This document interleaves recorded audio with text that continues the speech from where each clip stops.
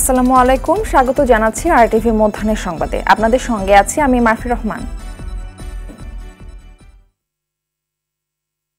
গাজীপুরের জয়দেবপুর রেল স্টেশনে থেমে থাকা একটি মালবাহী ট্রেনকে পেছন থেকে ধাক্কা দিয়েছে যাত্রীবাহী অন্য একটি ট্রেন। এতে ট্রেনের 5টি বগি লাইনচ্যুত হয়েছে। এ সময় অর্ধ শতাধিক মানুষ আহত হয়েছেন। সকাল 11টার দিকে এই দুর্ঘটনা ঘটে। এই ঘটনায় এই রুটে ট্রেন চলাচল বন্ধ আছে। স্থানীয়রা জানায় মালবাহী ট্রেনটি অপেক্ষমান অবস্থায় ছিল। এ সময় যাত্রীবাহী ঢাকা টাঙ্গাইলে চলাচলকারী টাঙ্গাইল এক্সপ্রেস ট্রেন এসে অপেক্ষমান ট্রেনটিকে পেছন থেকে ধাক্কা দেয়। সংঘর্ষে 5টি বগি দুমড়ে মুচড়ে যায়। গুরুতর আহত হয়েছেন 2 চালক। তাদেরকে শহীদ তাজউদ্দিন আহমেদ মেডিকেল কলেজ হাসপাতালে নেওয়া হয়েছে। ঘটনাস্থলে উদ্ধার কাজ চালাচ্ছে ফায়ার সার্ভিস ও রেলওয়ে পুলিশ।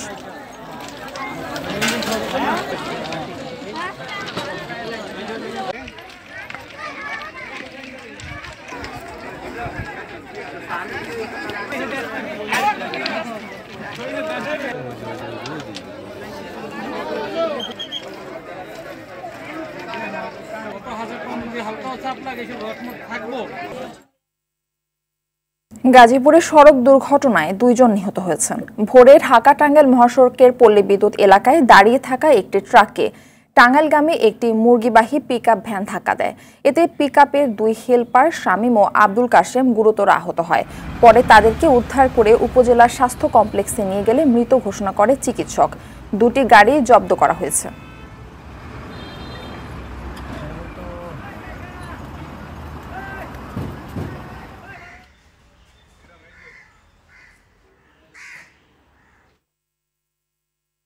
তাপপ্রবাহের মধ্যে গত রাতে ক্ষণিকে বৃষ্টি কিছুটা স্বস্তি দিলেও বেড়েছে ভ্যাপসা গরম। ঢাকায় মাত্র 10 আর চট্টগ্রামে 67 মিলিলিটার বৃষ্টিপাত হয়েছে। আবহাওয়া অফিস জানিয়েছে 5ই মে পর্যন্ত চলমান তাপপ্রবাহ অব্যাহত থাকবে। 6 মে থেকে বৃষ্টিপাতের প্রবণতা বাড়লে তাপমাত্রা কমতে থাকবে। রাজশাহী, পাবনা, যশোর, চুয়াডাঙ্গা, কুষ্টিয়া সহ দেশের 12টি জেলার উপর দিয়ে তীব্র এবং মৃদু থেকে মাঝারি ধরনের তাপপ্রবাহ বয়ে যাচ্ছে বলে জানিয়েছে আবহাওয়া অফিস। ঢাকা, চট্টগ্রাম, ময়মনসিংহ, বরিশাল, সিলেট অঞ্চলের বিভিন্ন স্থানে বিক্ষিপ্তভাবে বৃষ্টি হয়েছে। এ সময় কুমিল্লা, দেবিদ্বার, বুড়িচং, চান্দিনা, কক্সবাজারের পেকুয়া ও সিলেটে বজ্রপাতে অন্তত 10 জনের মৃত্যু হয়েছে। বৃষ্টি আর বজ্রপাতের এমন অবস্থার মধ্যেও 24 ঘন্টার পূর্বাভাসে বন্যা সতর্কীকরণ কেন্দ্র জানিয়েছে সুরমা নদীর পানি সিলেট পয়েন্টে বিপদসীমার উপর দিয়ে প্রবাহিত হতে পারে। সর্বশেষ গত মাসে 17 তারিখে বৃষ্টিপাত হয়েছে। 17 তারিখের পরে এই বৃষ্টিপাতটা ঢাকাতে রেকর্ড করা হলো এবং গত 24 ঘন্টা দেশে সর্বোচ্চ বৃষ্টিপাত রেকর্ড করা হয়েছে আপনার রাঙ্গামাটিতে 67 মিলিমিটার। এখন যে অবস্থা দেখা যাচ্ছে তাতে আমরা দেখতে পাচ্ছি তাপপ্রবাহের যে অবস্থা আছে এটা 5-6 তারিখ থেকে অনেকটা প্রশমিত হবে। তাপপ্রবাহটা দেশে অনেক জায়গাতে প্রশমিত হবে এবং এই সময় কিন্তু বৃষ্টিপাতের পরিমাণটা বৃদ্ধি পাবে। রাজধানীর ফার্মগেট থেকে এখন সরাসরি যুক্ত হচ্ছেন সহকর্মী এয়ার বাদল, রাতে স্বস্তির বৃষ্টির পর সকাল থেকে রাজধানীর আবহাওয়া, মানুষের জীবনযাত্রা কেমন দেখছেন জানাবেন। সকালে কিছুটা স্বস্তি ছিল মারফি, কিন্তু এখন স্বস্তি নেই বললেই চলে, কারণ বেলা বাড়ার সাথে সাথে রোদের তীব্রতা বেড়েছে এবং গরম বেড়েছে। মানুষ ঘামছে এবং ভাবসা একটি গরম তৈরি হয়েছে। গাছের পাতা নড়ছে না এবং বাতাস নেই, যে কারণে এই গরমটি বেশি উপলব্ধি করা যাচ্ছে। যদিও আবহাওয়া অফিস বলছে যে সার্বিকভাবে তাপমাত্রা কিছুটা কমেছে। আপনি আবহাওয়ার খবরে যেমন দেখছিলেন যে মাত্র 2টি এলাকায় বৃষ্টিপাতের খবর পাওয়া গেছে, একটি ঢাকা শহরে আর একটি রাঙামাটিতে।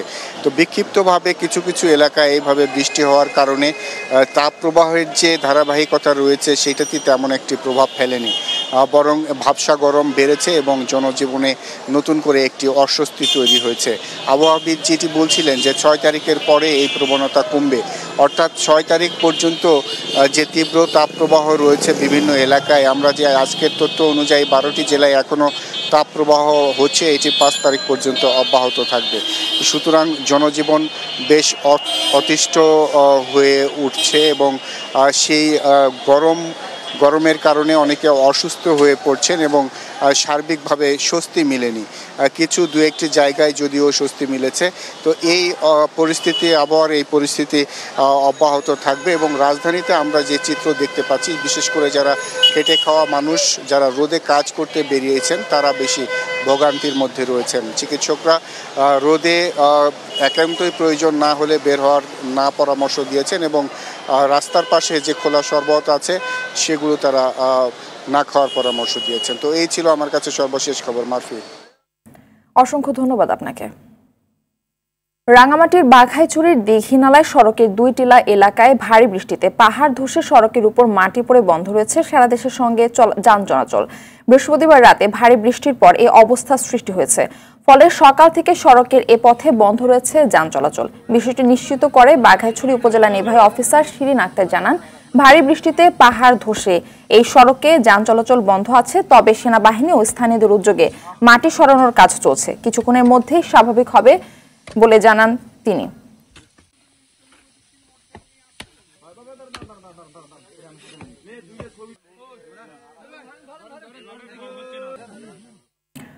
গাজীপুরের জয়দেবপুর রেল স্টেশনে থেমে থাকা একটি মালবাহী ট্রেনকে পেছন থেকে ধাক্কা দিয়েছে যাত্রীবাহী অন্য একটি ট্রেন। এতে ট্রেনের 5টি বগি লাইনচ্যুত হয়েছে। এ সময় অর্ধশতাধিক মানুষ আহত হয়েছে। গাজীপুরের জয়দেবপুরে ট্রেন দুর্ঘটনাস্থলে রয়েছেন সহকর্মী আজহারুল ইসলাম, সরাসরি যুক্ত হচ্ছেন তিনি আমাদের সঙ্গে। আজহারুল, লাইনচ্যুত বগি উদ্ধারের কাজ কি শুরু হয়েছে এবং আহতদের কি অবস্থা জানাবেন?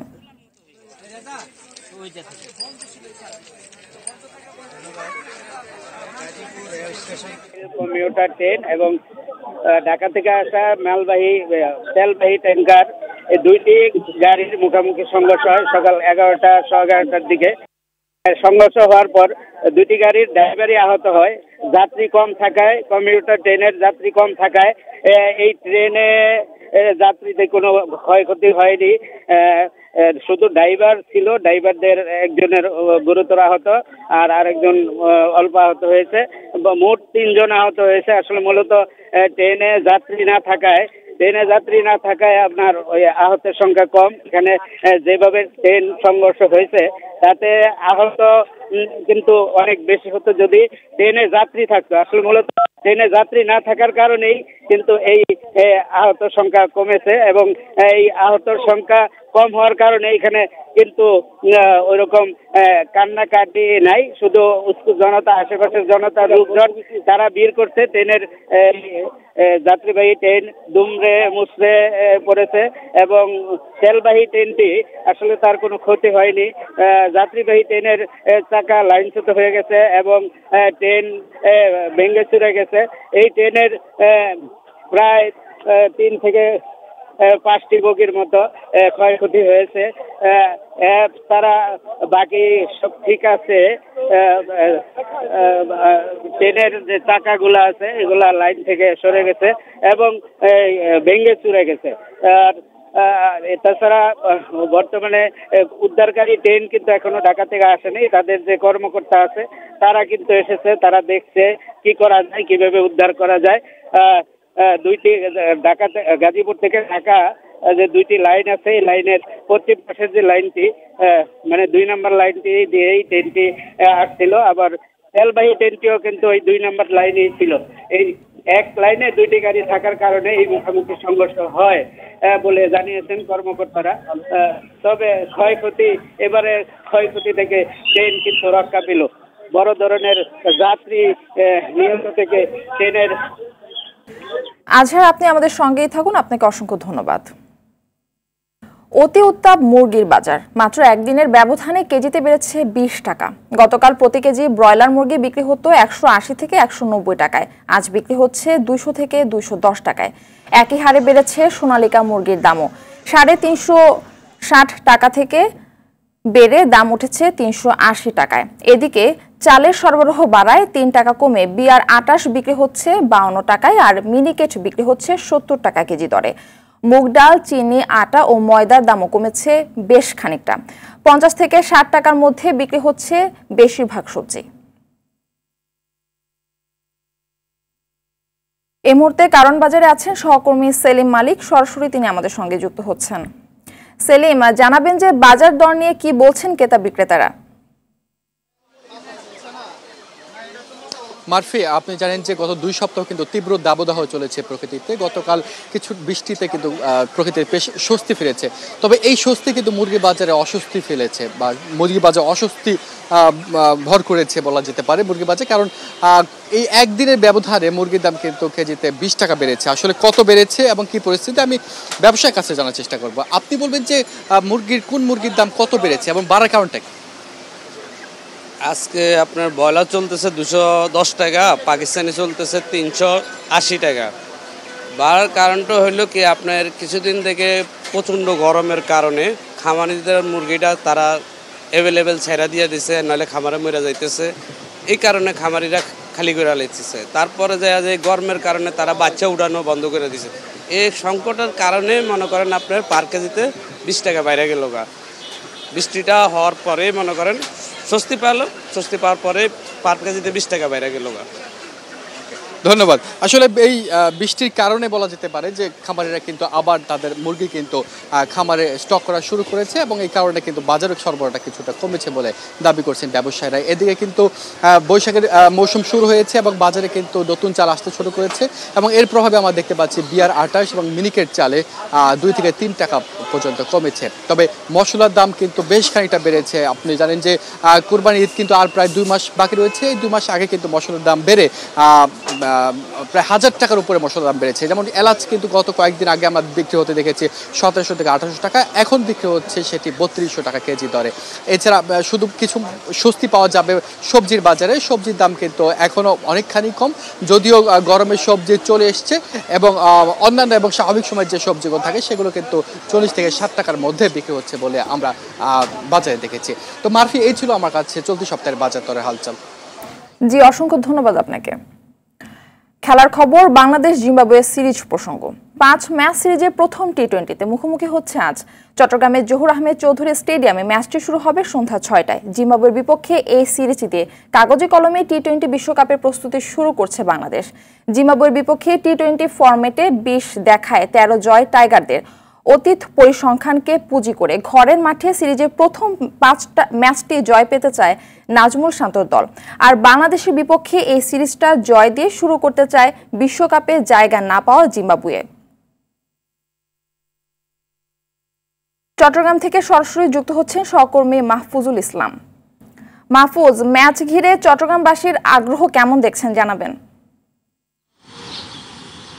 মারফি, আপনি যেমনটা জানাচ্ছিলেন যে আমাদের দর্শকদের আজ সিরিজের প্রথম টি20 এবং প্রথম টি20টা আসলে খর্বশক্তির জিম্বাবুয়ের বিপক্ষে বাংলাদেশের অঘোষিত একটা হচ্ছে গিয়ে পরীক্ষা বাংলাদেশের ক্রিকেটারদের।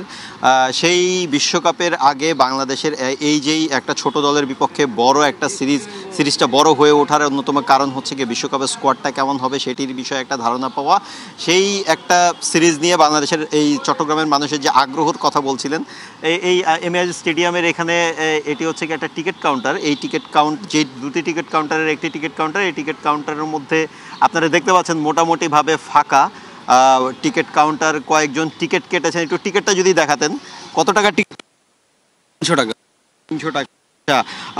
এই দেখতে পাচ্ছেন যে একটু যদি জায়গা দেন, একটু যদি দেখাই যে টিকিট কাউন্টারটি মোটামুটি ফাঁকা। সকাল থেকেই খুব একটা যে মানুষজনের আগ্রহ কিংবা টিকিট সেলিংয়ের যে বিষয়টি সেটি ছিল বলা যায় না। তবে আজকে যেহেতু জুম্মার দিন, জুম্মার পরে হয়তো বা এক ধরনের একটা চাপ পড়বে, সেটি টিকিট যারা বিক্রি সংক্রান্ত বিষয়ে যারা জড়িত রয়েছেন তারা জানিয়েছেন যে সাধারণত জুম্মার দিন, জুম্মার পরে একটা চাপ পড়ার একটা সম্ভাবনা রয়েছে। এবং আজকে যে দুটি টিকিট কাউন্টার বুথ রয়েছে, একটি এমএএ আজিজ স্টেডিয়াম সংলগ্ন এই টিকিট বুথ এবং আরেকটি হচ্ছে গিয়ে সাগরিকার যে মোড় আছে সেখানে একটি টিকিট বুথ রয়েছে। তো দুটি জায়গায় আমরা গতকালকেও গিয়েছিলাম। আসলে খুব যে একটা টিকিটের চাপ আছে, টিকিটের চাহিদা আছে সেটি বলা যায় না, কিন্তু তারপরেও এসব ক্ষেত্রে সাধারণত শুক্রবারে এই জুম্মার নামাজের পরে একটা চাপ তৈরি হবে। আর সাধারণভাবে বলা যায় যে চট্টগ্রামের মানুষ, ক্রীড়াপ্রেমী মানুষ, তারা মাঠে যাবেন এমন প্রত্যাশাই সবাই করছেন। তবে আমরা কিছুক্ষণ পরে মারফি আরও বিস্তারিত জানাতে পারবো যে হচ্ছে গিয়ে এই টিকিট বিক্রির অবস্থা কী এবং মানুষের এই সিরিজ নিয়ে আগ্রহটা কী। চট্টগ্রামের এমএএ স্টেডিয়াম থেকে এই ছিল আমার কাছে সর্বশেষ। ধন্যবাদ আপনাকে। মধ্যাহ্নের সংবাদ এ পর্যন্তই। সবশেষ সংবাদ জানতে যে কোনো মোবাইল ফোন থেকে 2414 নম্বরে ডায়াল করুন। দুপুরের সংবাদ 1:45টায় দেখার আমন্ত্রণ রইল। ধন্যবাদ সবাইকে।